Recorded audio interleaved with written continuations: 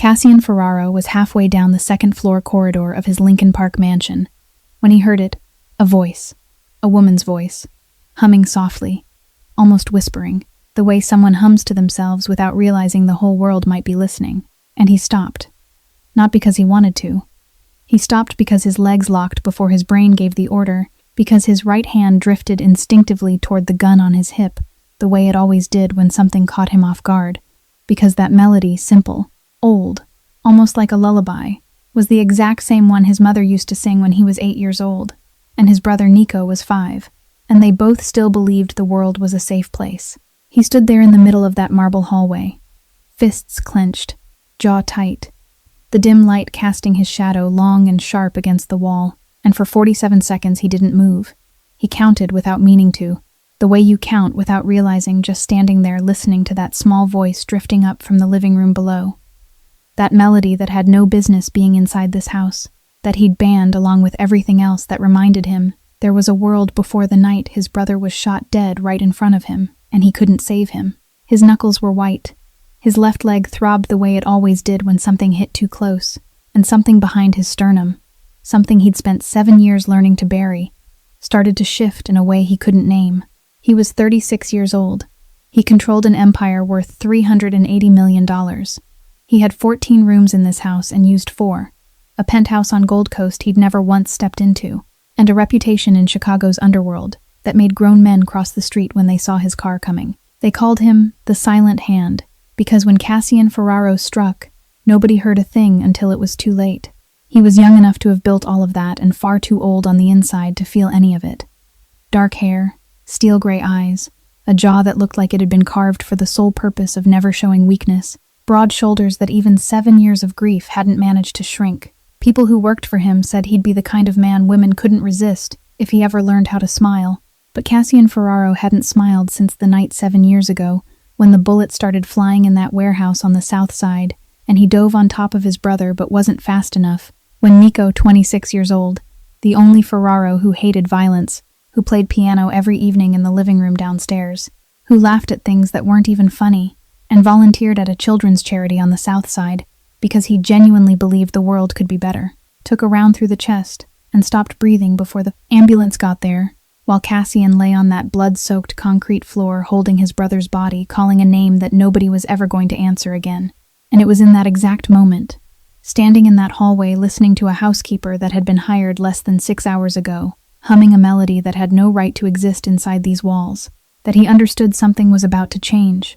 He just didn't know yet that the change would cost him everything he thought he still had left to lose, and give him back the one thing he'd convinced himself he'd never deserve again. If you're just starting to watch now, stay with me till the end. This story's gonna hit you in a way you don't see coming. Drop a like, share this with someone who needs to hear it today, and if you haven't subscribed yet, now's the time. Now let's go back to where it all started the morning. Jolene Marsh walked through those gates and into a world she never could have imagined. Jolene Marsh heard about that job from Mrs. Delaney, a 50-year-old woman she happened to meet at the CTA bus stop on Ashland Street on a rainy Tuesday afternoon. Mrs. Delaney had worked at the boss's mansion in Lincoln Park for 6 weeks before quitting with trembling hands and red-rimmed eyes. But even while telling the story, she still said the pay was very high, and anyone who needed money should try. And Jolene needed money, needed it in the kind of way that left no room for pride, for hesitation, for that luxury called choice. She was 27 years old, but measured by what she had already carried on her shoulders, she was far older than that number. She came from a small town in West Virginia, where the Appalachian Mountains were beautiful enough to take your breath away, but beneath that soil was coal, and coal killed people slowly, patiently, without hurry. Her father died of black lung when she was 16, died after 14 years working in the mines, died a little more every day on a county hospital bed where each breath sounded like sandpaper dragged across glass. Her mother followed him 3 years later, not because of illness, but because of the way a woman slowly goes dark when she no longer has a reason to shine. And the doctor wrote heart failure on the death certificate. But Jolene knew her mother died of exhaustion, of being worn down, of having nothing left to hold on to except a 19-year-old daughter who hadn't yet learned how to live alone. Jolene stayed in West Virginia for another 2 years, waitressing at a roadside diner, taking tips from tired miners and long-haul truck drivers, sleeping in her mother's empty house, and trying not to think about whether this was all there was. Then she met Travis Marsh. Travis had an easy smile, the rough, calloused hands of a mechanic, and a way of looking at her that made Jolene feel, for the first time, that someone truly saw her. They married quickly, the kind of thing people called love, though maybe it was closer to loneliness, finding a temporary place to lean. She got pregnant, gave birth to Rosie, and in the moment that baby opened her eyes and looked at her for the first time, Jolene understood that everything before had only been a beginning, that her real life started from that moment. Rosie was 2 years old when a doctor at the community clinic heard an unusual murmur in her heart. Ventricular septal defect, they said. Congenital. Surgery required. Not immediately, but not something that could wait forever. Travis heard that news in the evening, and by the next morning he was gone. He didn't leave a letter, didn't call, didn't send child support, didn't offer a single explanation. He simply vanished, as though he had never existed, as though the little girl with a hole in her heart wasn't his daughter. Jolene didn't cry, not because it didn't hurt, but because she didn't have time to hurt, because Rosie needed breakfast, and the rent was due on Friday. She sold everything in the house, stuffed whatever she could carry into a backpack, lifted Rosie, who was just over 2 years old then, onto a Greyhound bus to Chicago, with $120 in her pocket, and an address from an acquaintance scribbled on a wrinkled scrap of paper that she wasn't even sure was still good. She learned Chicago the way poor people learn a big city, by getting things wrong, by getting lost, by taking the wrong L train 3 times in the first week, by sleeping in the homes of acquaintances, until her pride grew thinner than the blanket they let her borrow. 3 part-time jobs at once, waitressing in a restaurant, cleaning hotel rooms, helping in a bakery kitchen, until she had enough to rent a tiny studio in Humboldt Park, where the ceiling leaked every time the rain came hard. But at least it was hers. Rosie grew up in that room, 5 years old now, with brown eyes like her mother's but a smile like her grandmother's. And every few months, she would struggle for air and whisper, "Mama, I can't breathe." The doctors at Lurie Children's said the surgery needed to happen within a year, and the cost was more than $200,000, far beyond what insurance would fully cover, and Jolene created a GoFundMe page that brought in $3,000 after 4 months, most of it from people she had never even met. 200,000 minus 3,000 was still a number she had no idea how to reach, but she didn't stop, because stopping wasn't something she knew how to do. Dark brown hair always twisted up in a hurried bun that looked careless, but was really only the result of never having enough time. Deep brown eyes, high cheekbones, beautiful in a way she didn't know at all, because no one had ever told her so, with sincerity. And she sang. She had sung since she was little, because her mother sang and her grandmother sang too. And in the Appalachian Hills where she grew up, singing was how you told the world, I am still here, I am still breathing, I haven't fallen yet, even when everything around you said you should stop. On Monday morning, Jolene arrived 20 minutes early.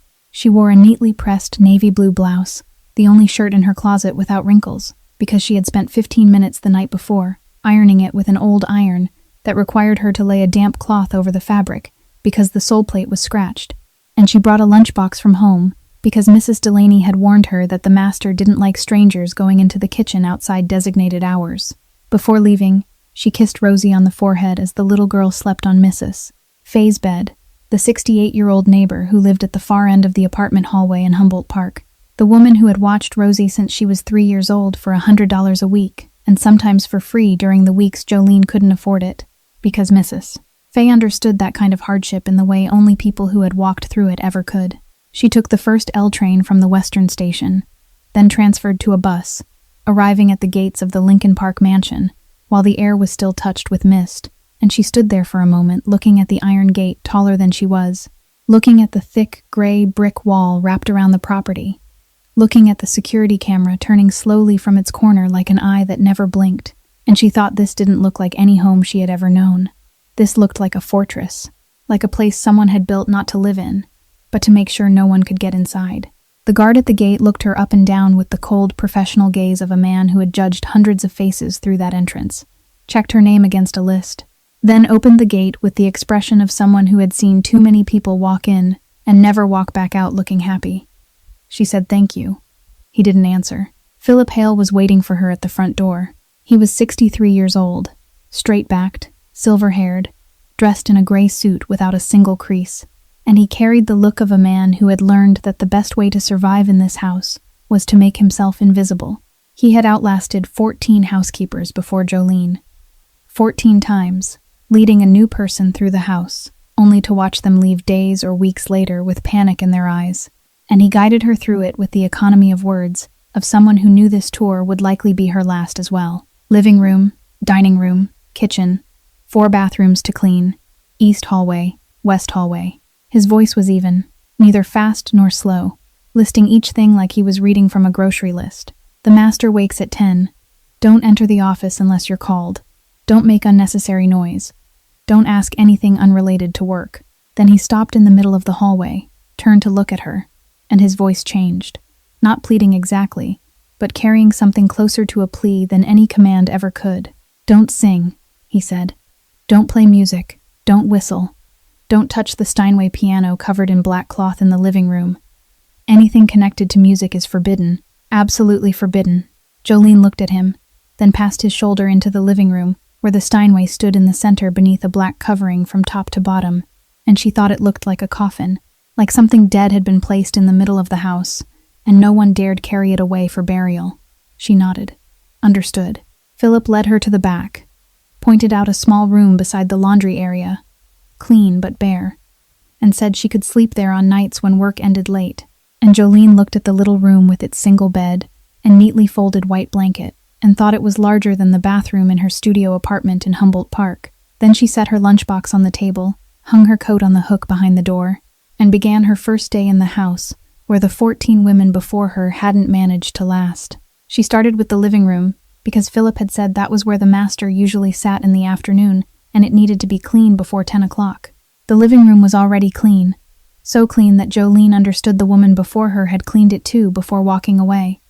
But she cleaned it again, not because it was dirty, but because that was how she worked. It had always been how she worked, with absolute care whether anyone was watching or not, because her father had once said that the way a person did the work no one saw was what truly revealed who they were. She took each book off the shelf to dust behind it, beautiful hardbound volumes she suspected no one had ever read, then placed them back in their exact positions down to the last millimeter. She straightened the throw on the sofa into perfect corners, adjusted the vase on the table without changing anything except setting it a little more precisely at the center.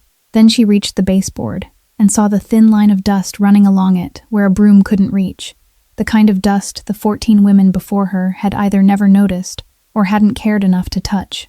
She opened her handbag and took out the small scrub brush she always carried, its wooden handle worn into the shape of her fingers, the bristles flattened on one side from 4 years of use, bought at the dollar store near her apartment for $1.25 on the day she had first moved to Humboldt Park and needed something to scrub the yellowed rim of the bathtub in her new studio.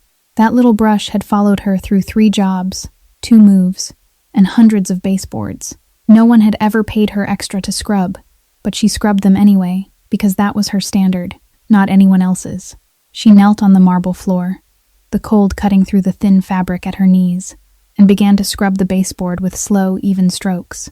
And the air in the living room was so quiet that she could hear the bristles whispering against the stone, could hear her own breathing, could hear the crushing silence of this house, pressing down over everything, like the black cloth draped over the piano behind her. And then, not on purpose, not planned, in the same way breathing doesn't ask permission, she began to sing softly. Barely a sound, only breath carrying melody.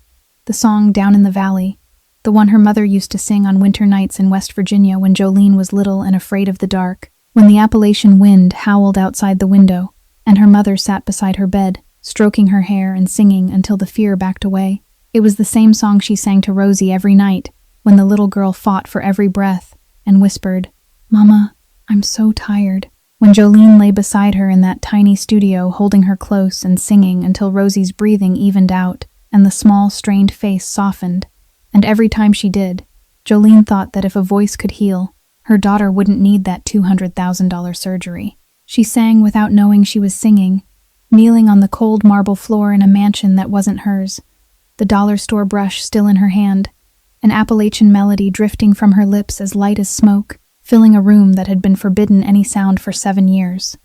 Then she felt someone there, She didn't hear him. She didn't see him. She felt him. With that instinct people raised in uncertainty learn to grow. The instinct that knows when the air changes, when someone's eyes are on you. She turned around. He was standing in the doorway of the living room. And that was the first time Jolene Marsh saw Cassian Ferraro with her own eyes. Not through Mrs. Delaney's warning, not through Philip's frightened look, but through her own. A dark figure framed in the doorway, the hallway light falling from behind him so that half his face was lit and half in shadow, as though he belonged on the border between two worlds and not completely in either one. His gray eyes looked at her with an expression she couldn't quite place. Not exactly anger, but not anything else she could name either. It was the look of a man standing before something that hurt him, and yet he couldn't turn away from it. His broad shoulders nearly filled the doorway, and when he stepped inside, she saw the limp, slight but unmistakable, in his left leg, as though it were something he carried everywhere and could never lay down. The singing stopped at once. She rose to her feet. "Good morning, Mr. Ferraro," she said. "I'm sorry, But she didn't even finish the sentence before he cut her off. Not loudly, not sharply, just with a low, controlled voice. Though beneath that control something was trembling. "Where do you know that song from?" It wasn't the question of a master speaking to a housekeeper. It wasn't polite conversation.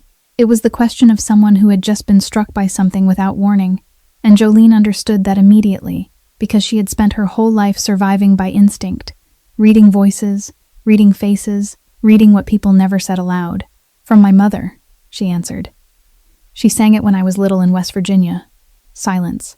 His gray eyes stayed fixed on her, unblinking, unmoving, and she stood there beneath that gaze without stepping back, without lowering her head, not the way the 14 women before her likely had, because Jolene Marsh had grown up in Appalachia where you looked people in the eye no matter who they were, because that was the only way people with nothing held on to their dignity. Then he looked toward the window, as though he needed something else to look at before he could speak again, and Jolene realized that he wasn't angry, that what she had seen on his face wasn't anger at all, but something she had never seen in a powerful man before, something that looked like he was trying to keep intact whatever inside him wanted to break apart.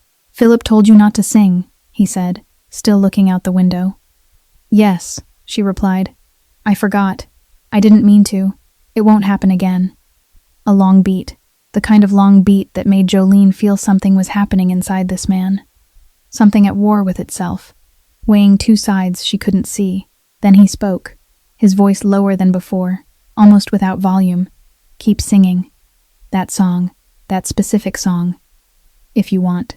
And without waiting for her reaction, without explaining, without looking at her again even once, he turned and limped into the hallway shadows, that slight unevenness in his left leg fading into the dark until all she could hear were the uneven footsteps growing more distant.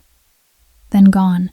Jolene stood there for a moment, the dollar store brush still in her hand, the marble floor cold beneath her feet, the piano under its black cover behind her, and she didn't fully understand what had just happened. But she understood enough to know that something in that song had touched a place this man had kept sealed for a very long time. She knelt back down, set the brush against the baseboard, and began scrubbing again, and she sang, this time a little louder, not much, just enough that the melody was no longer a whisper but became a real voice, just enough that if someone had been standing in the upstairs hallway, they would have heard it. That night, when the whole house had gone dark except for the only light still burning in the master's office on the second floor, Philip Hale stood in the kitchen calling his wife the way he did every evening and said, "The new one survived the first day." And it was the first time in 7 years he had said those words without even a trace of surprise in his voice. The days that followed were built out of small things, and it is always that way. Great changes never arrive with thunder. They come like drizzle, seeming at first as though they barely wet the skin, but by the time you realize it, you are already soaked through. Jolene learned the rhythm of the house through the instinct for reading an environment that she had sharpened her entire life, the instinct of someone raised inside instability, of someone who had to look at her father's face and know whether he still had enough strength to breathe that day, had to read the voices of customers in a diner, and know who would leave a tip and who would walk away without paying, had to hear Travis's footsteps and know what kind of mood he was bringing home that night. She learned that Cassian drank coffee at 10 o'clock. Black, no sugar, but always with a little bourbon in it. Not much, only enough to alter the color, and he never asked for it, yet clearly expected it, because on the second day when she brought him a cup of pure black coffee, he looked at the cup, then looked at her, then said nothing. But he didn't drink it either, and she understood immediately. By the third day, the coffee had bourbon in it, and he drank it all without comment, and that was all that needed to be said. She learned that he stayed in his office all morning, then went out to the back terrace at 11 and sat there for 40 minutes, staring into the empty space beyond the high wall where 2 bodyguards stood motionless as statues, and during those 40 minutes, no one was to disturb him, because it was the only time his face seemed less shut. Not open, but less shut, like a door left barely closed instead of locked tight. She learned that the office light on the second floor stayed on past midnight, that he read in the afternoon, that Jude Brennan gave him a report every morning at 9, behind a closed door, and their voices never carried into the hall. She learned all of this, and never tried to make conversation, never asked questions, never tried to grow familiar. She simply worked with a quiet competence, unlike the people before her, not the trembling silence of someone afraid of making a mistake, but the steady silence of someone who knew exactly what she was doing and didn't need anyone's nod to confirm it. And Cassian began to appear, not the way someone appears when he is searching, but the way someone happens to be in places where coincidence begins to happen too often to still be called coincidence. He stood in the east hallway while she cleaned the glass there. He came into the kitchen for water at the exact moment she was preparing lunch for Philip. He sat reading in the living room in the afternoon, though before that he had always read in his office. Jolene noticed. She noticed everything because that was how she survived, but she didn't comment on it, didn't look any longer than necessary, didn't change a single thing about the way she worked, because she understood through instinct that this man was like a wild animal, and any sudden movement would send him retreating back into shadow. And when she sang softly while she worked, something that had become an accepted default without anyone ever declaring it accepted, no one officially allowing it, but no one forbidding it anymore either, sometimes she could feel the silence behind her change in texture, could feel that somewhere in this house someone had stopped what he was doing and was listening. Philip noticed the changes in his own way. He noticed that the master had started drinking coffee in the kitchen instead of in the office. He noticed that the silence in the mornings had a different quality. Lighter, less thick, as though somewhere a window had been cracked open, and the air had finally begun to move again. He noticed that Jolene had started sleeping at the mansion more often, not because she wanted to, but because taking the L train back to Humboldt Park after 10 at night wasn't safe for a woman alone, and the small room behind the laundry area slowly gathered a few personal things. A comb on the table, a small photograph of Rosie propped beside the lamp, and Philip looked at those things and understood that for the first time in 7 years, someone was beginning to stay. What happened came on a Thursday night at the end of the 4th week, around 10:30, when the house had sunk into its usual kind of silence, the kind that wasn't peace, but the kind of silence that seemed to be holding its breath. Jolene was in the kitchen preparing Philip's late dinner, because the butler always ate only after closing every window and checking every lock one last time, a habit he had kept through more than 10 years of working in that house, and she was slicing bread when she heard a small sound from upstairs, from the direction of the office. Not a loud sound, only something like an object falling off a desk, a book or a cup, the sort of noise people would ignore in any other house, but in this house every sound carried weight. She stopped, listened, waited. 2 minutes passed with nothing more, no footsteps, no chair scraping, no sign at all that anyone was moving up there.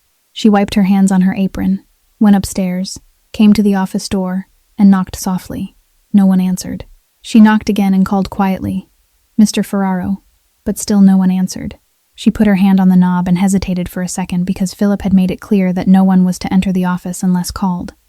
But then she opened the door slowly because her instincts told her she needed to. Cassian was sitting in the dark brown leather armchair by the window, his head tipped to one side, his eyes closed, asleep. In his lap was a photograph, and even in sleep, his right hand still gripped the edge of it, holding tight, as though even unconsciously, he refused to let go. From where she stood, she couldn't see the photograph clearly, but she could see enough to make out 2 young men, arms slung around each other's shoulders, laughing, the kind of real laughter, the kind she had never once seen on Cassian Ferraro's face in the past 4 weeks. But it wasn't the photograph that stopped her. The gun stopped her. It lay on the table beside the chair, less than 6 inches from his right hand. Black, compact, and under the desk lamp it looked at once like an ordinary object, and like something that could end everything in a fraction of a second. And she understood that even in sleep, this man was never beyond the reach of violence, that this was how he lived, that his world demanded it, and he had answered that demand until it became instinct instead of choice. She stood there looking at all three things at once: the gun, the photograph, and his face in sleep. A face that for the first time didn't look like stone, didn't look like steel, didn't look like anything he built himself into while awake, but instead looked like a tired man holding the picture of the person he loved most, and sleeping beside a gun, because he didn't know any other way. And in that moment she understood that there were two men living inside that body, one who killed without blinking and one who still held his brother's photograph in his sleep. And both were real, and both existed at the same time in that dark brown leather chair under the soft yellow light of the lamp. She looked toward the cabinet by the door, opened it, saw a folded wool blanket inside. The kind of expensive, soft blanket that carried the smell of something stored away too long, the smell of something that had sat untouched in one place for a very long time, and she took it out, stepped carefully to the chair, so lightly that her feet made almost no sound on the wooden floor, and laid the blanket across his shoulders, laid it there with the same care she used every night when covering Rosie. The kind of care people give children who have finally fallen asleep after crying for a long time. She had just turned away when he woke. His eyes snapped open, and his right hand moved at once toward the table where the gun lay, fast, precise, the pure reflex of a man who had lived his whole life in a world where being startled meant drawing first or dying. But his fingers stopped a few inches from the grip when his eyes found her. Not a threat. Only the housekeeper standing beside his chair with empty hands. His gray eyes looked at her with the expression of someone caught in a moment he would never want anyone in this world to see. A moment with the photograph in his lap, and sleep still clinging to him, and the blanket on his shoulders that he hadn't placed there himself. "What are you doing here?" he said, his voice rough with sleep, but the hardness still there, always there. "I heard a noise," she answered, her voice calm, not apologizing, not afraid, only answering. "I came to see if you were all right." He looked down at the blanket on his shoulders, then looked back at her, and something passed across his face. Too fast for her to name, but too long to ignore. There long enough for her to know she had seen something real, something he didn't allow to exist in the light. "Leave," he said. She turned and walked out, and before closing the door, without turning back, she said softly, "Good night, Mr. Ferraro." He didn't answer, not because he didn't want to. That night, alone in the office, the blanket still on his shoulders because he didn't take it off, Nico's photograph still in his lap, Cassian Ferraro sat staring at the closed door for a very long time. He kept thinking about the fact that her hands hadn't trembled, 6 inches from a loaded gun, and she hadn't trembled, hadn't stepped back, hadn't looked at the gun with the fear everyone always brought to everything connected to him. She wasn't afraid of him, and that thought was so strange that he didn't know where to place it inside the system he had built over 7 years, the system in which everyone feared him, and that was how he stayed safe, how he kept distance, how he made sure no one ever came close enough to be lost again. And then the word lonely rose in his mind, uninvited, unwelcome, simply there, and he pushed it back, because it was not a word Cassian Ferraro would allow himself to use. He pushed it back, but it stayed.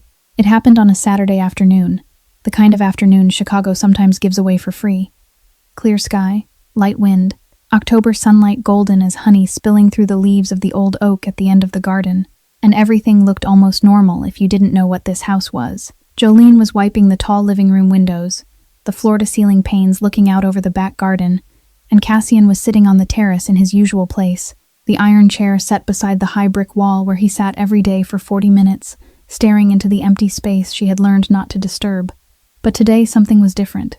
The silence between them, through the slightly opened glass, wasn't the kind of heavy silence that had filled the first weeks, but a lighter kind, the kind two people could sit inside without feeling the need to fill it with words. And that strange comfort was probably why he spoke. "What do you miss most?" he asked, not turning around, still looking out at the garden, his voice casual as though he were asking about the weather. Jolene stopped mid-stroke against the glass. "Miss what?" "West Virginia," he said. "What do you miss about West Virginia?" She thought for a moment, her hand still resting on the pane, looking out at the garden through the glass she had just wiped, still marked with faint, damp streaks, and she said, "The smell of the earth after rain. Here when it rains it smells like wet concrete. Drains, iron. But back home, when the rain came down, the ground would rise with a smell I don't know how to describe any other way except the smell of earth, the smell of something alive, something real. And sometimes here in Chicago, I close my eyes and try to remember that smell, but it keeps drifting farther away. That's not hard to explain, he said, and this time his voice changed, a little softer at the edges. My mother was from Logan County, West Virginia. Every summer she took my brother and me back there. The words my brother and me slipped out without warning, without censorship, like a stone rolling off a cliff before anyone could catch it.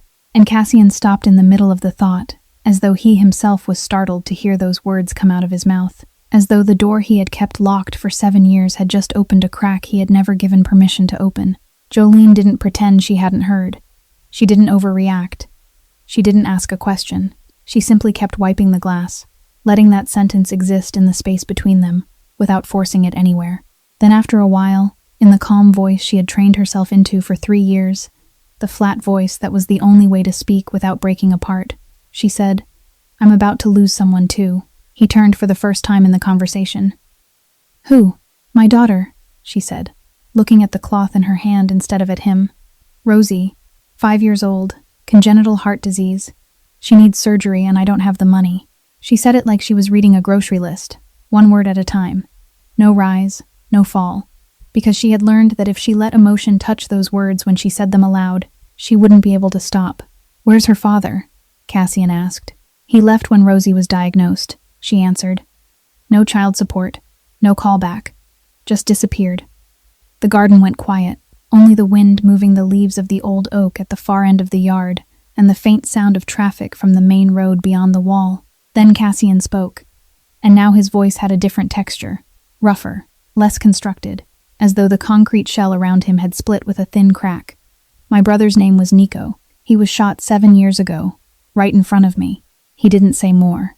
He didn't explain who shot him, why, under what circumstances. Just those 2 sentences.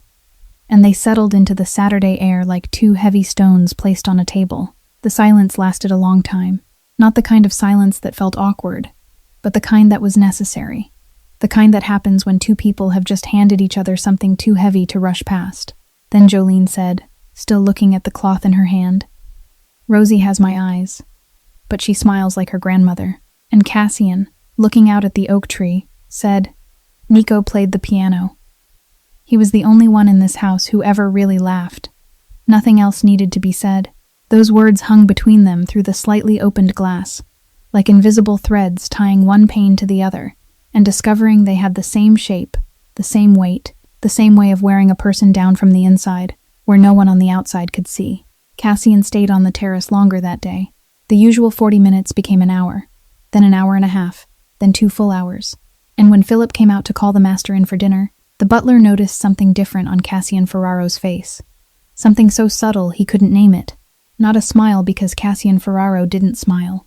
Not warmth because that word sat too far from this man, but something around the eyes, at the corner of the mouth, in the way his shoulders weren't held tight the way they always were, something Philip didn't find words for until later that evening, while standing in the kitchen washing dishes, when he muttered to himself that Mr. Ferraro looked less like stone than usual. 3 weeks after that Saturday afternoon, on a Monday morning when Chicago was gray and cold in that early November way, Jolene was cleaning the east hallway when she heard a sound coming from Cassian's bedroom at the end of the corridor. It wasn't the sound of something falling like the last time in the office, but a different sound. The sound of strain. The sound of someone trying to do something that pushed beyond what the body would allow. The kind of sound she had heard her father make in his final days when he tried to sit himself up in the hospital bed, and his lungs no longer held enough air. She stopped working and listened. The sound of strain continued, along with heavy breathing. She walked to the bedroom door and knocked. "Mr. Ferraro." No one answered, but the sound of struggle stopped, and she could hear the heavy breathing inside, the breathing of someone trying to get himself under control. "Mr. Ferraro, are you all right?" "Fine." His voice came through the door, forced down so tightly it sounded like he was gritting his teeth. "Keep working." She stood there for 1 second, with her hand on the knob, and every rule Philip had taught her said, "Walk away. Don't open the master's bedroom door unless invited." But she opened it because Jolene Marsh wasn't the kind of person who heard someone struggling and turned her back. She had never been that kind of person, and she wasn't about to become that kind today. Cassian was trapped between the bed and the floor.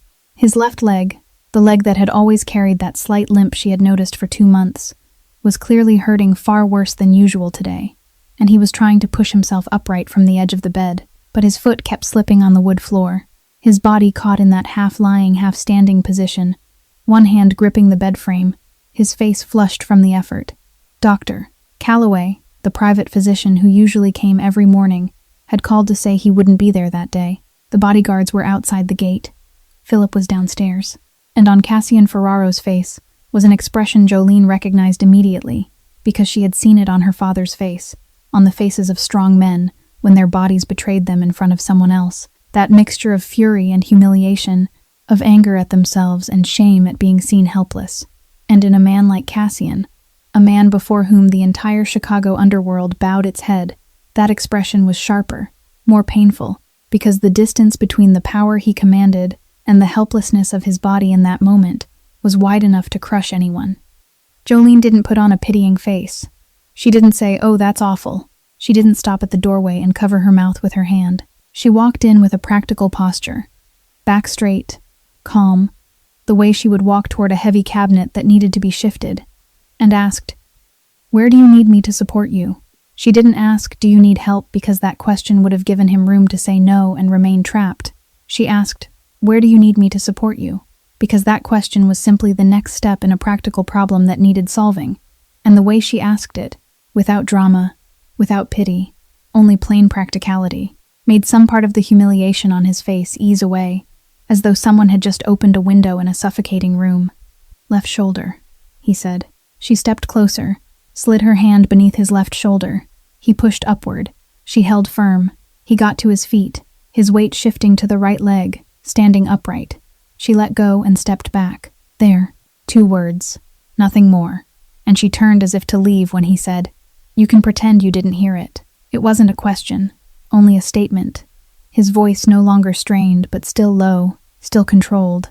"I could," she answered, her hand already on the doorknob. "But I'm not that kind of person." She walked out, closed the door gently, and returned to the east hallway to continue the work she had left unfinished, as though nothing had happened, because to her it wasn't some heroic act. It was simply what an ordinary person did when they saw someone else needed help. Inside the bedroom, Cassian Ferraro stood there for a moment after the door closed, his weight on the right leg, the left still aching, looking at the door she had just walked through. Then he went, limping down the hallway into the office, sat at the desk, and did something he hadn't done in 7 years. He opened the bottom left drawer of his desk, the drawer he had locked with a small key on the night Nico died, and never opened again, because opening it felt like cutting open his own chest with his bare hands. The key was still where it had always been, in the hidden compartment beneath the desktop, and when the drawer slid open, what lay inside was exactly the same as it had been 7 years earlier. 189 pages. Project Safe Haven. Nico's handwriting on the cover page. Inside were the last 2 years of his brother's life. 2 years of research, interviews, collected data on child mortality rates, a proposal to create an emergency medical fund for children without adequate insurance in the poorest neighborhoods of Chicago. Nico's handwriting in the margins. Little notes, question marks, lines underlined in red ink, that familiar slanted script Cassian recognized instantly, because it was the same handwriting from the last birthday card Nico had ever sent him. The first case Nico recorded was on page 7, a 4-year-old girl with congenital heart disease, dead because her family couldn't afford the surgery on the south side. And when Cassian read that, he stopped because suddenly the 4-year-old girl on the page became 5-year-old Rosie, from Jolene's story on that Saturday afternoon, 3 weeks earlier, and the world narrowed with such cruelty that he felt as though someone had punched him in the chest. He read page 1, page 2, then closed the file because his vision had blurred, and not because the light was dim. But he didn't close the drawer. The following week, one afternoon, Philip came to find Jolene while she was cleaning the bathroom in the west hallway and told her that Mr. Ferraro wanted to see her in the office at 6:30 that evening. Philip said it in his usual even voice, but his eyes stayed on her longer than normal, as though he were trying to read something on her face that he didn't yet understand, because in all his years there he had never once seen Cassian Ferraro summon any housekeeper into the office to talk. Not once.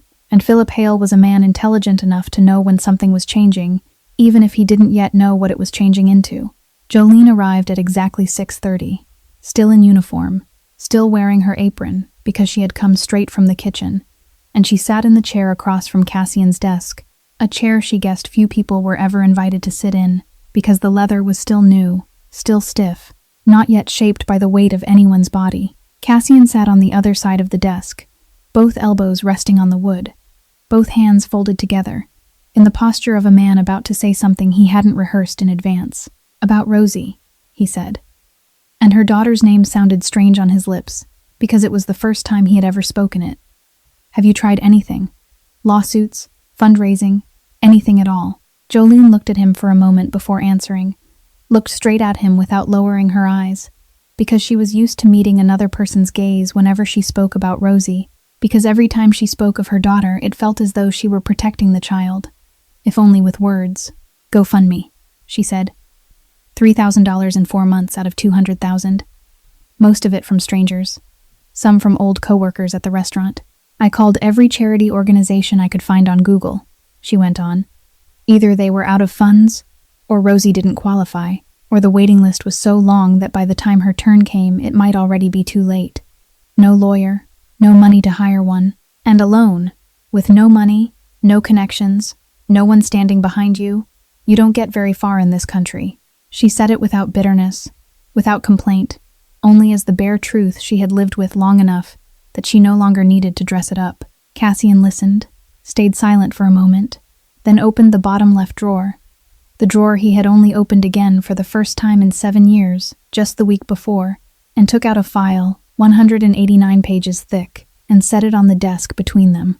"My brother spent the last 2 years of his life building this," he said, his voice controlled, but with a fracture somewhere underneath that she could hear because she had learned how to hear what people didn't say. "An emergency medical fund for poor children. Surgeries, treatment, for the children whose insurance doesn't cover enough in the neighborhoods no one looks at. I never did anything with it because I couldn't bear it, because every page in here has Nico's handwriting on it, and opening it felt like tearing myself open. But you should know it exists, and you should know that I have the resources to make sure it doesn't stay in that drawer forever." He pushed the file toward her. Jolene looked down at the cover page, read the project name, Safe Haven, read the subtitle beneath it, written in neat block letters, read the name Nico Ferraro in the upper left corner. Then she turned the first page, turned past the introduction, to page 7, where the first case had been recorded. A 4-year-old girl, congenital heart disease, Southside Chicago, family unable to pay. And when she reached that line, her eyes closed for 1 second.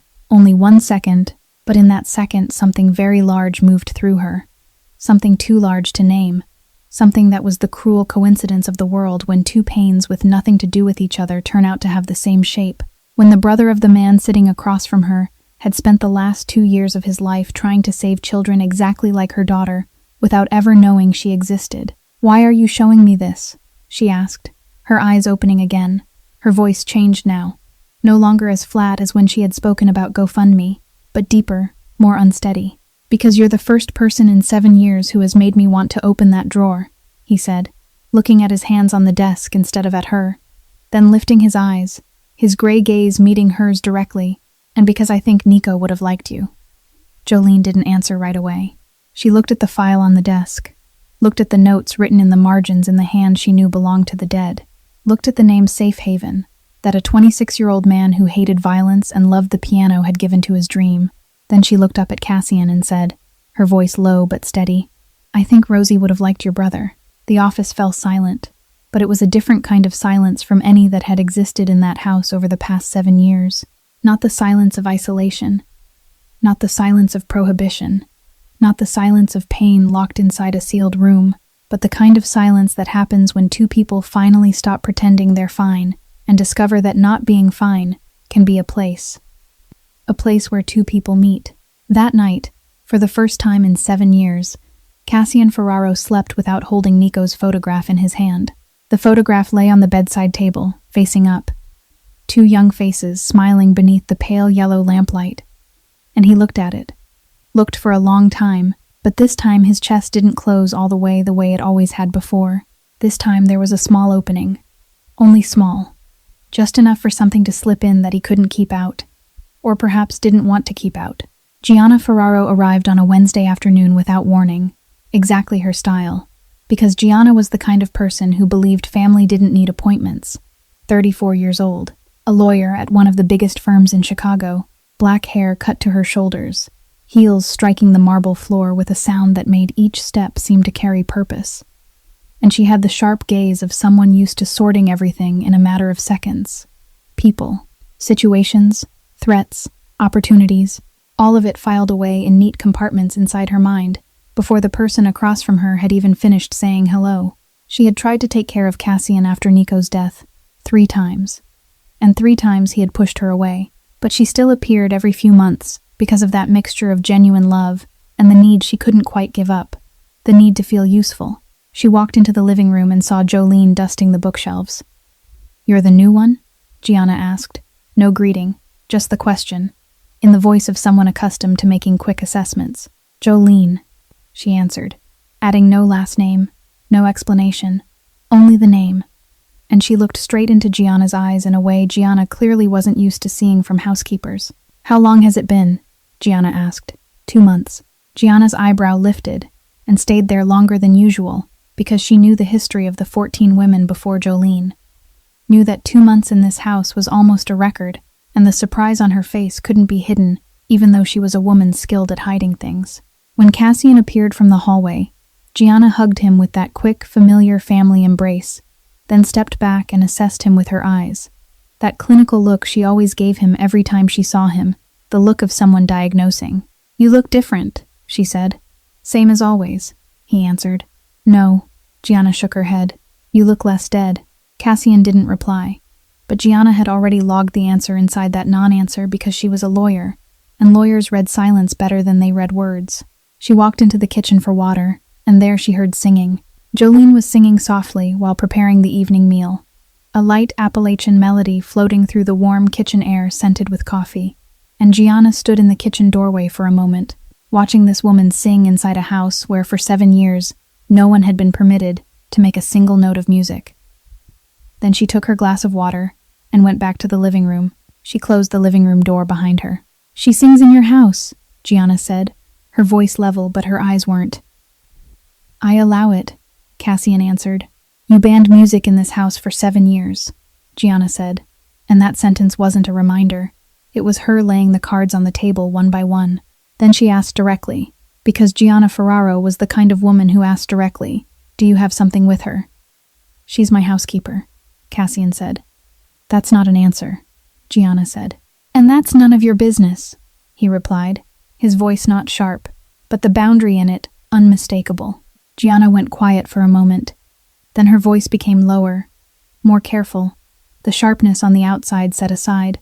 "I just don't want you getting into trouble, Cassian. You're vulnerable even if you won't admit it. And in your world, she could become a target." Cassian looked at his cousin, and when he spoke, his voice carried something Gianna hadn't heard in 7 years. Not softness exactly, but a certainty with depth in it instead of only a wall. "She does her job with a dignity I haven't seen in anyone, and you don't know anything about her to judge her." Gianna looked at him, slowly uncrossed her arms. Her brow lowered, and on her face appeared an expression Cassian didn't expect. Not objection, not worry, but something almost like relief. "You just defended her," Gianna said softly. "You like her." It wasn't an accusation. It was a confirmation. Cassian opened his mouth, closed it again, looked toward the window, and the silence in the living room at that moment had the shape of a confession that didn't need to be spoken out loud. Gianna left after that, hugged him again at the door, this time longer, and said nothing more, because there are moments when saying nothing is enough. That evening, Cassian sat in his office beneath the pale yellow desk lamp, not working, only sitting there. And he heard Jolene's footsteps in the hallway outside, those familiar footsteps he had learned to recognize over the past 2 months. Light but steady, the steps of someone who didn't try to hide her presence but didn't try to call attention to it either. The footsteps came closer to the office door and stopped. 1 second, only 1 second. Brief enough that it could have been imagined, but long enough for Cassian to know it was real.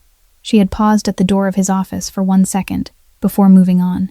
Then the footsteps continued, growing farther away, until they disappeared at the end of the hallway. Cassian sat in the yellow light, listening as silence returned after the footsteps were gone. And he didn't know what to call the thing he was feeling, but it was warm, and warmth was something this house had forgotten a very long time ago.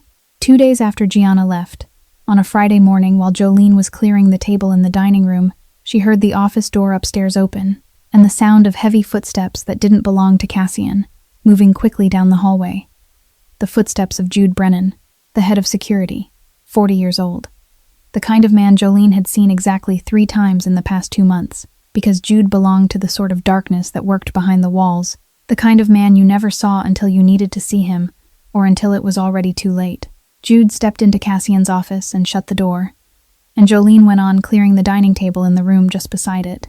The connecting door between the 2 rooms left open a few inches, enough that she couldn't catch every word clearly, but enough that she could hear Jude's voice, low and steady, reporting something, and then a very long silence from Cassian's side. She didn't try to listen. She kept wiping the table, but when she passed the narrow opening to fetch a cloth from the corner of the room, her eyes slipped inside by accident, only for a moment, and she saw Cassian sitting behind his desk, his face expressionless, completely expressionless, as though someone had switched everything off inside him, but his hand was clenched so hard around the arm of the chair that his knuckles had gone white, and in his gray eyes, when she caught sight of them, there was something she had never seen in the past 2 months. Not anger, because anger was something she had learned to recognize on her father's face, on Travis's face, on the face of every man she had ever known. But this was something else, a darkness deeper than anger, the kind of darkness that could swallow a person whole if it were ever let loose. And in that instant she understood that whatever Jude Brennan had just said belonged to the part of Cassian Ferraro's world she had never touched, the part she knew existed but had never seen directly. The name Jude spoke in that office was Paxton Cross. 7 years earlier, Paxton had been the Ferraro family's second in command, the man Cassian's father had trusted, the man Cassian himself had once called uncle, and the man who had sold information to a rival family, leading to the ambush in the warehouse on the south side. The ambush Nico never walked out of. Paxton vanished right after that night, vanished before Cassian could ever find him, and for 7 years that name had remained a wound that never healed, because the man who caused it had never paid for what he had done. Now Paxton Cross was back in Chicago. Jude reported that Paxton was building an alliance with rival families, aimed straight at the Ferraro Empire, and every sign suggested this wasn't a social visit, but a declaration of war. Cassian listened, said nothing for a very long time, then gave the order, his voice even and cold as steel. Increase security across the entire property, more men at the gate, new cameras in every blind spot. And Jude nodded, taking in each instruction. Then Cassian gave one more order, his voice lower now, slower, and Jude heard it with the eyes of a man who understood more than words alone could hold. No one is to know the name or face of Jolene Marsh, Cassian said. No one is to look at her for more than 3 seconds. No one is to ask her anything, and no one is to mention her to anyone outside these walls. Jude looked at his boss, and in the head of security's eyes was the quiet understanding of a man who had followed Cassian Ferraro for 12 years and knew this was the first time his boss had ever given an order to protect someone not for business interests, but for something entirely different. Understood, boss, Jude said, and those 2 words carried everything that didn't need to be spoken aloud. Jolene didn't know that order existed, but in the days that followed, she noticed something strange. Every time she stepped outside the gates of the mansion to walk toward the bus stop, around the Lincoln Park blocks near the house, suddenly no one met her eyes anymore. The shopkeepers at the corner store, the pedestrians on the sidewalk, even the parking lot guard across the street who used to nod hello to her. All of them looked away when she passed. Quickly, naturally, as though an invisible wall had been built around her. One she couldn't see, but everyone else could. The next morning, at 9:40, 20 minutes earlier than usual, Cassian came down to the kitchen. Jolene was making coffee, her back to the door, and she knew he was there before he said anything, because she had learned to recognize his presence by the way the air changed, by the way silence grew heavier when he stepped into a room. She didn't turn around. She kept making the coffee, added a little bourbon to the cup in the way that had now become a natural movement she no longer had to think about, and set the cup on the table. He sat down in the chair. She stood by the stove. Silence, but the kind of silence in which both of them knew that something else was in the room with them. Something that didn't yet have words but was waiting for them. He looked at her, and Jolene looked back, and for a few seconds, neither of them said anything, because sometimes the most important moments need silence before they are ready to become words. Doctor, Calloway says my leg could recover almost completely if I have surgery and take physical therapy seriously, he said, his voice calm as though he were talking about the weather, but she could hear the weight beneath every word. I never tried because there wasn't a reason. She stopped wiping the counter, turned to look at him. And now, she asked. Now I think there is. He said it calmly, without drama, without emphasis.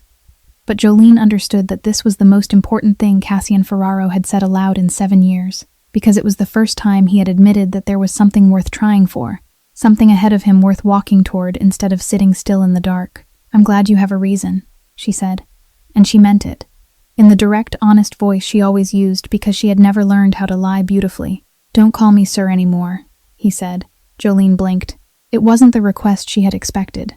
Not now. Not here in the kitchen between the smell of coffee and bourbon at 9:40 in the morning. But it came. And it came simply. Without grandeur, in the way truly important things often do. Cassian, she said, testing the name on her lips for the first time without Mr. in front of it. And it sounded different. Sounded closer. Sounded like the distance between them had just shortened by one step. A step they both knew could never be taken back. He didn't smile.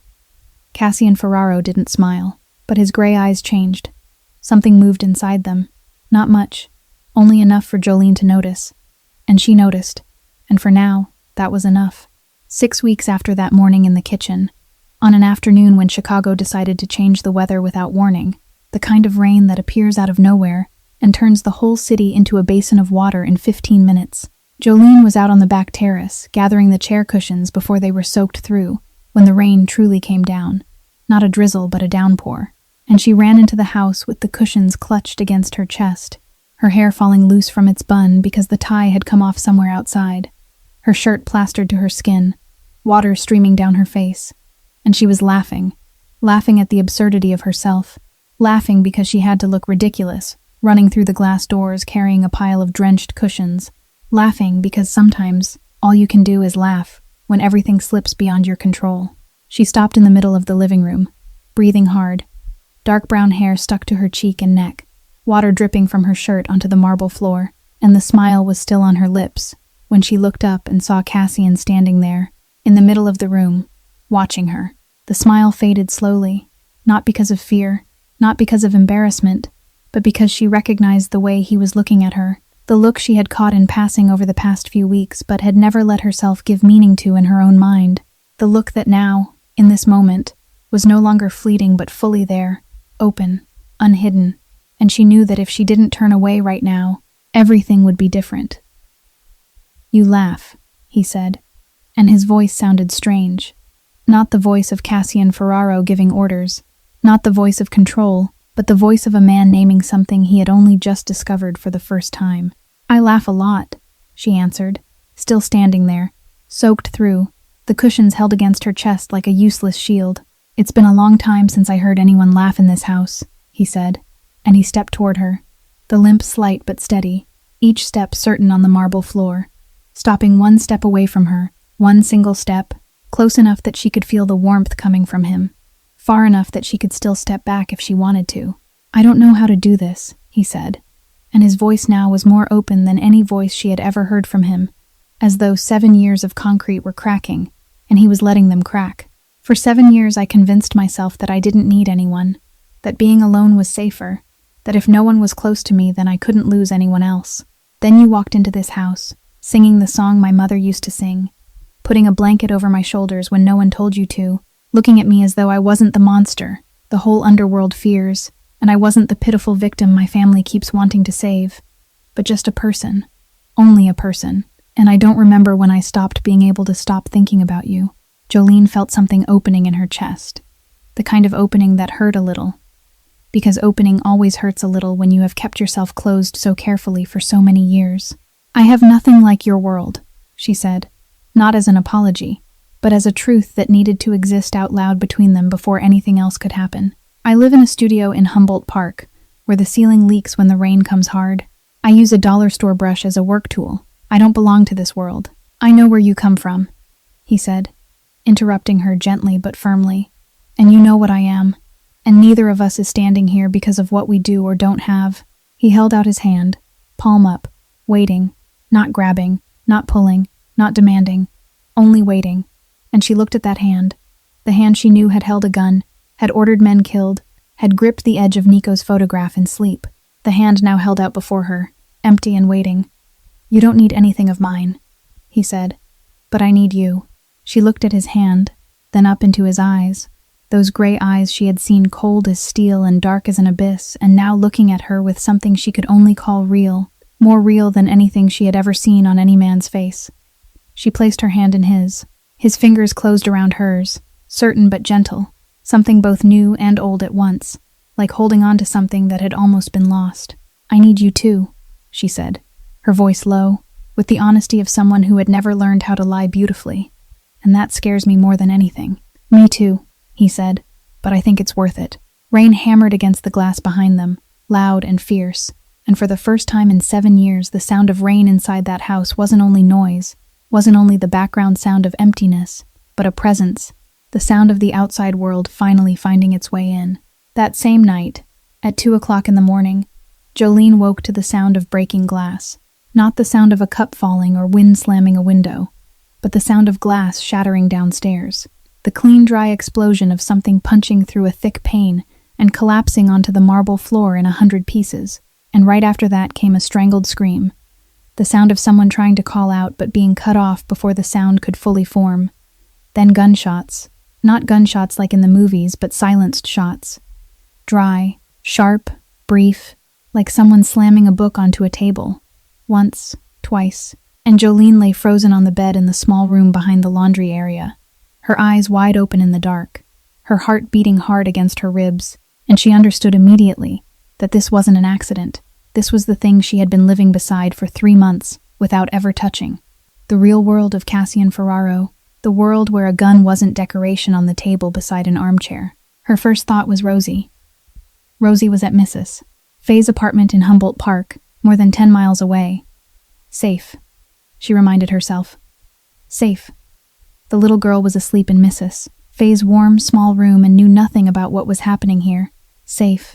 She repeated the word in her head like a prayer while footsteps sounded across the lower floor. Many footsteps, fast, organized. Not Philip's footsteps, not Jude's, but the footsteps of people who didn't belong to this house. Then footsteps outside her door, heavy, unfamiliar, and her hand tightened on the edge of the blanket. And she thought of her father gasping for breath on a hospital bed, thought of her mother slowly fading away, thought of Travis disappearing, thought of every time she had been left alone to face something too large, and every time she had survived, and she told herself that this time she would too. The door flew open, but it wasn't a stranger. Cassian stood in the doorway, and the image she saw in the dim hallway light would stay in her mind forever. Black suit streaked with blood, not a few drops but long smears across his chest and sleeve, a gun in his right hand, finger on the trigger, his left leg clearly in severe pain, because she could see he was throwing all his weight to the right, but he was standing on sheer will, on something stronger than muscle and bone, and his gray eyes swept the room looking for her with a kind of urgency she had never seen on his face before, the kind of urgency that wasn't fear for himself but fear for someone else. "Jolene," he said, his voice low, controlled, but urgent. "Come with me, right now." She didn't ask what had happened, didn't ask whose blood it was, didn't ask why. She got out of bed, bare feet on the cold floor, and took his hand. His hand closed around hers at once, tight, like a man holding the only thing that mattered, and he led her into the hallway. They moved fast through the dark corridor, and at one point Jolene looked down at the floor and saw something she didn't want to see. So she lifted her eyes and looked straight ahead and never looked down again, down a narrow staircase behind the kitchen that she had never known existed, through a steel door leading into the basement, through a long, narrow tunnel lit by flickering fluorescent lights that she had never imagined could lie beneath this house. And she understood that this house had been built not only for living but for escape, that everything here had two purposes, the visible one and the hidden one. At the end of the tunnel was a door opening into a dark alley behind the row of houses, and there a black armored car was waiting, with the engine already running. Jude Brennan behind the wheel, his face expressionless but his eyes sharp and ready. Inside the car, the door shut. Jolene sat in the back seat beside Cassian, and for the first time she felt his hand trembling. The hand holding hers, the hand that held a gun and killed without blinking, the hand that ran a $380 million empire, was trembling. "They came for me," he said, his voice low in the darkness of the car. "If they know about you, they'll come for you to bring me down." "Rosie," Jolene said, and the whole world was inside those two syllables. "Jude sent men to Mrs. Faye's apartment 30 minutes ago," Cassian said. "Rosie is safe. Both of them are on their way to a safe house." Jolene closed her eyes for 1 second, let out a breath, and the word safe in his sentence was the only thing keeping her from collapsing right then. She opened her eyes, looked at him, really looked at him, the blood on his suit, the gray eyes in the darkness of the car. And for the first time she understood completely, the world she had stepped into, the world where love didn't only mean holding hands on a rainy afternoon, but also meant blood on the floor and escape tunnels, and her daughter being taken away in the night by men she had never met. "You can leave," he said, and his voice now carried something she had never heard before, something like letting go, like preparing for loss. "I'll give you money, new identities, for you and Rosie. You can disappear and no one will find you." "Be quiet, Cassian." He went silent. Those two words cut through the darkness of the car like a blade, and Cassian Ferraro, the man the Chicago underworld called the Silent Hand, fell silent because a woman who weighed less than 130 pounds from Humboldt Park had told him to be quiet. "I don't run," she said, her voice not loud but solid as stone. "Never have, from West Virginia on. I don't run. I leave because I choose to leave, and I choose to stay here." Cassian looked at her in the dark, and something in those gray eyes, something that had been frozen for 7 years, something that had built a wall higher than the one around the Lincoln Park mansion, broke open, not loudly, not dramatically. It simply broke, like the ice on a lake when spring comes, silent and irreversible. 48 hours after the night of the attack, Jude Brennan and his team found Paxton Cross in an apartment on the south side of the city, and they brought him back alive. Cassian stood face to face with the man who had killed his brother for the first time in 7 years. In a room beneath the basement of a warehouse the Ferraro family owned on the outskirts of Chicago, and Paxton Cross sat in a chair with his hands bound, his face bruised, looking up at Cassian with the eyes of a man who knew he was going to die but didn't yet know what kind of death it would be.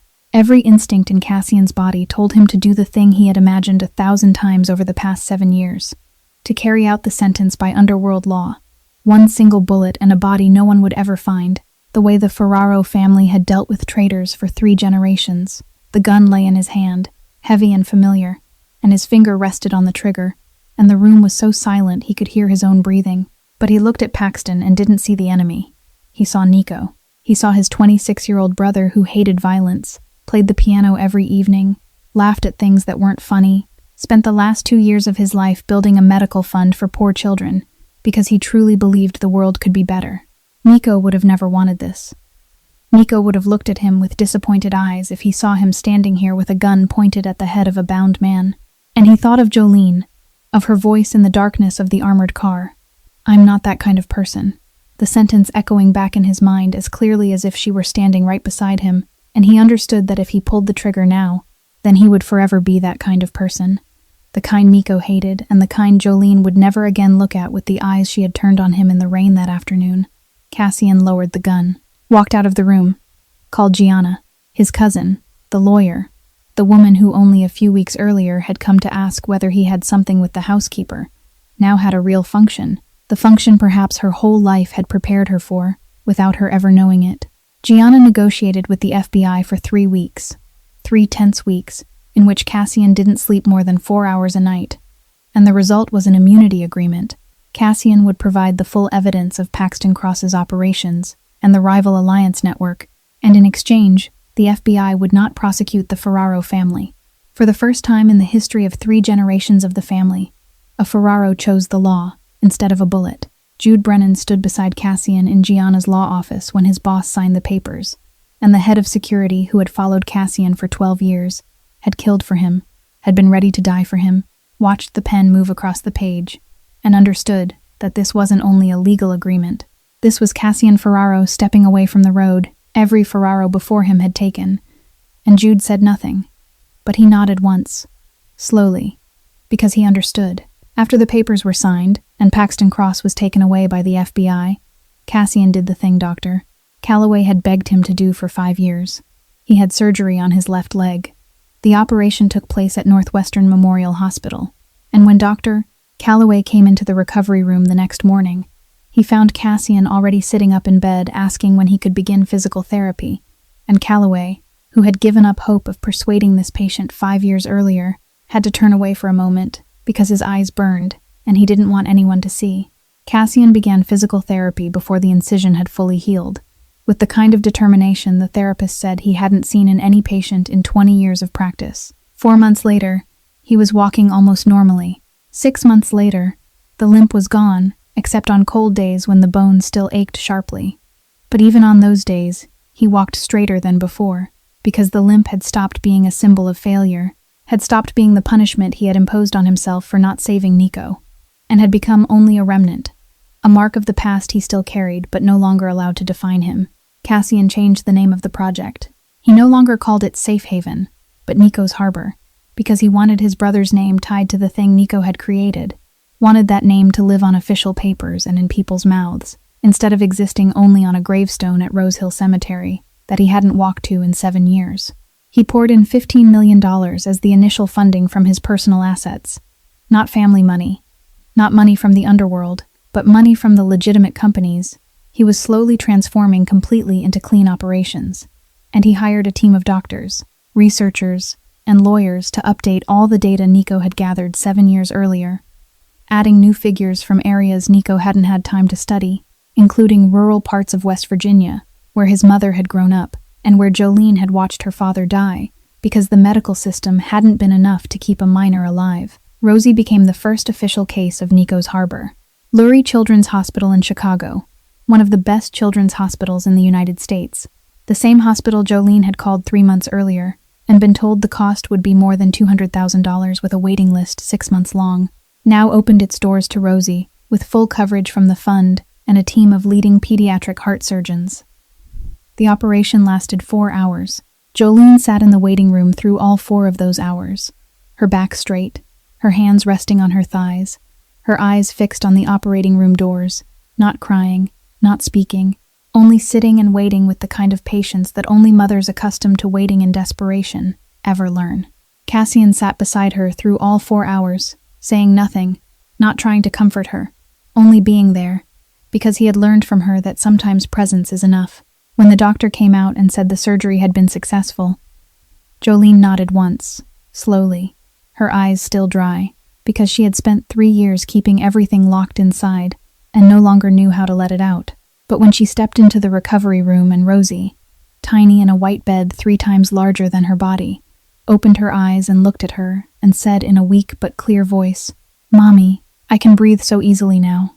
Then Jolene, the woman who hadn't cried in front of anyone since the day Travis left, the woman who had carried everything alone across West Virginia, across Chicago, through 3 part-time jobs, through the leaking ceiling of that tiny studio, through hundreds of nights, singing her daughter to sleep while the little girl clutched her chest in pain, stepped out into the hospital hallway, leaned her back against the wall, and cried.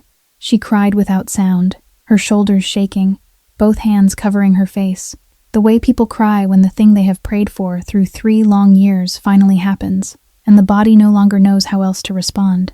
Cassian stood beside her in the hospital hallway, saying nothing, not holding her, only placing his hand against her back, that heavy, warm hand, and keeping it there until her shoulders stopped shaking, because he understood that there are moments when words are the most unnecessary thing in the world. Nico's Harbor was covered by the press afterward. The Chicago Tribune ran a story, then NBC Chicago, then local stations, and the story of a medical fund created by a man to fulfill the unfinished dream of his dead brother spread faster than anyone expected. The Chicago City Council approved Nico's Harbor for a pilot program supporting children's medical care. 3 other cities reached out to adopt the model, and one evening, after Rosie had been discharged from the hospital and was sleeping soundly in her new room at the Lincoln Park mansion, the room Cassian had renovated with butterfly wallpaper, because Jolene had said Rosie liked butterflies, Jolene sat in Cassian's office and read every single page of the Nico's Harbor project, all 189 pages, reading from beginning to end, Not because Cassian had told her to read it, but because she wanted to, because she needed to know everything Nico had written, every child he had documented, every number he had gathered, because her daughter was alive because of the dream of a 26-year-old man she had never met. When she finished, she placed the file down on the desk, her eyes wet but her voice steady, and said, "The children Nico wanted to save would have been proud of him, and Nico would have been proud too that you didn't let that dream die in a drawer." 1 year later, the mansion in Lincoln Park had violets on the windowsills, small terracotta pots, deep purple flowers blooming in the morning sun, sat on every front window ledge facing the garden, and they were there because Jolene had said one afternoon that any place without flowers was a place where no one was loved, and she had said it in an ordinary voice as though she were talking about the weather. But Cassian had heard her and said nothing, and the next week, when Jolene walked into the kitchen on Monday morning, she found 6 terracotta pots lined up on the counter beside a handwritten note in the neat, sharp script she had come to know by heart. "You mentioned flowers. The shop on Armitage has violets. No signature. None was needed." Philip Hale retired that spring, after more than 15 years of service in that house, and Cassian gave him a generous pension, along with a handwritten letter, the only handwritten letter Cassian Ferraro had written to anyone since Nico's death, and Philip kept that letter folded neatly in the pocket of his vest for weeks, taking it out to read again on the bus ride home each evening, until his wife bought a small frame and placed it on the mantel beside their wedding photograph. The house had fewer people now, a smaller staff, but it was happier. Happy in a way that House had never known, and most of that happiness came from the sound of little feet running across the marble floors, laughter echoing through hallways that 7 years earlier had held only silence, Rosie's voice calling Mommy from the butterfly wallpaper room, the little girl singing along with Jolene as the two of them washed dishes in the kitchen at night. And for the first time since before the house had come to know blood, it sounded like a place where people lived, instead of a place where people merely existed. Cassian walked almost normally now, only with the faintest limp on cold days when the bone still ached. But most of the time he walked straight, walked steady, and sometimes when he walked beside Jolene, he would reach for her hand as though he needed to make sure she was real. On a September afternoon, when golden sunlight poured through the living room windows and laid warm strips of light across the marble floor, Cassian stepped into the room and found Jolene there, just as on the first day, kneeling on the floor, the old dollar store brush, with the worn wooden handle in her hand, scrubbing a baseboard that didn't need scrubbing because it was already spotless. But she scrubbed it anyway because that was how she showed care. It had always been how she showed care, from the first day until now. "You're still using that brush," he said, standing in the doorway, and there was something in his voice that hadn't existed a year ago. Something light, something close to teasing, the kind of thing people have when they are near the person they love. She looked up at him and smiled, the smile beginning in her eyes before it reached her mouth, the smile he had memorized over the past year, the smile he knew he would never grow tired of seeing. "It brought me here," she said, lifting the brush. "You need a new one," he said. "This one still works," she answered. And he didn't argue because he knew her, knew she would keep that brush until it fell apart in her hands, because it was the only thing that had been with her from the beginning, from the studio in Humboldt Park, to the mansion in Lincoln Park, from a housekeeper to the woman who sat across from him and read all 189 pages of Nico's project and cried in a hospital hallway when her daughter said her chest didn't hurt anymore. He sat down on the sofa near her, September sunlight spilling through the glass, through the violet pots on the windowsill, spreading over the floor, over her hair, over her hand still holding the old brush. "You don't call yourself the housekeeper anymore," he said. "No," she answered. "Then what do you call yourself now?" She looked at him with those deep brown eyes he had learned to read over the course of a year, eyes that always carried depth even when she smiled, even when she was happy, because that depth wasn't sadness. It was the depth of someone who had lived through enough to know the value of every peaceful moment. "The one who stayed," she said, "and the one who made you stay too." Cassian fell silent. Then he did the thing he had forgotten how to do for 7 years. He smiled. A real smile, not a faint curve of the mouth, not something almost like a smile, but a full smile that reached his eyes and stayed there longer than he had thought possible, longer than he had believed he still deserved. But it stayed, and it was real, and Jolene looked at him smiling for the first time and thought she would remember that moment forever. Then he stood, crossed the living room, and went to the Steinway piano that still stood in the same place, the place where for 7 years it had been covered in black cloth, like the coffin Jolene had thought of on her first day. He reached out, took hold of the edge of the black cloth, and pulled it down slowly, the fabric sliding off the piano to reveal the glossy black wood beneath. The white keys and black keys lined up in waiting for 7 years, and he folded the cloth and set it aside, then sat down on the piano bench. His fingers came to rest on the keys, trembling slightly, because those fingers hadn't touched a piano since the night Nico died, and he closed his eyes for 1 second, then opened them, and began to play. Down in the Valley, a simple, old Appalachian melody, almost like a lullaby, the song his mother sang in Logan County, the song Jolene had sung on her first day kneeling on the floor scrubbing the baseboards, the song she sang to Rosie every night, the song Nico had played every evening in that very living room before everything was taken away. The melody filled the room, spilled into the hallway, climbed the staircase, filled every corner that had been silent for 7 years, and Jolene stood behind him and placed her hand on his shoulder, saying nothing because nothing needed to be said. Then came the sound of little feet running across the marble floor, and Rosie burst into the living room, her brown eyes bright like her mother's, her smile wide like her grandmother's, and she climbed into Cassian's lap while he was still playing, and he didn't stop, only shifted slightly to make room for her, and went on playing with the 5-year-old child in his lap, and the woman standing behind him with her hand on his shoulder. And for the first time in 7 years, that house had music. And if you've stayed with this story all the way to this point, then you already know what it means. That the most important people in your life sometimes arrive in ways you never could have imagined. Not in glory or in some grand moment, but in the soft, singing voice of a woman kneeling on the floor, scrubbing baseboards with a brush bought at a dollar store. That loss and love can live under the same roof without destroying each other. That you don't need to forget your pain in order to be happy. You only need to find someone who understands that pain because they carry one shaped like yours. That some kinds of healing don't come from doctors, don't come from money, don't come from anything that can be bought, but come from presence, from care, from a blanket laid over your shoulders at midnight when no one asked for it, from a quiet voice singing inside a house that had forgotten what sound even was. If this story touched you, please press like to support our channel. Share this video with someone you think needs to hear this story today. And if you haven't subscribed yet, please subscribe so you can join us for more meaningful stories every day. We'd truly love to know how you felt after hearing Cassian and Jolene's story. Whether it reminded you of someone in your real life, someone who stayed when everyone else walked away, or a small moment that changed everything when you never saw it coming. Please leave a comment below so we can hear what is resting deep in your heart. We say goodbye for now and wish everyone watching this video good health, a joyful life, and peaceful days ahead. We'll see you again in the next video.